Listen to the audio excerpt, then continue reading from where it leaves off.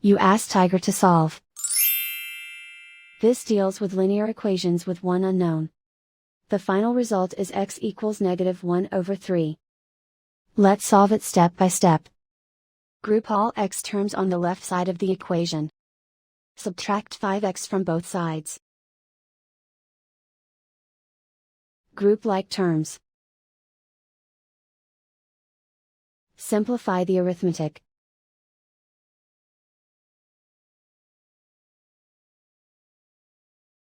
Group all constants on the right side of the equation. Add 1 to both sides. Simplify the arithmetic.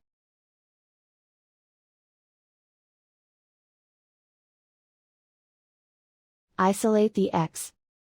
Divide both sides by -3. Cancel out the negatives. Simplify the fraction.